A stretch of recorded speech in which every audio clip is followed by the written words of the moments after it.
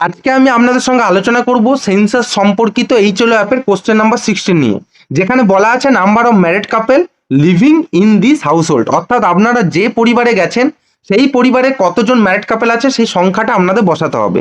সেক্ষেত্রে বলে রাখি, ওই পরিবারে যতজন মেম্বার আপনি বসিয়েছেন এর আগে, তার থেকে কখনোই কিন্তু ম্যারিড কাপল বেশি হবে না।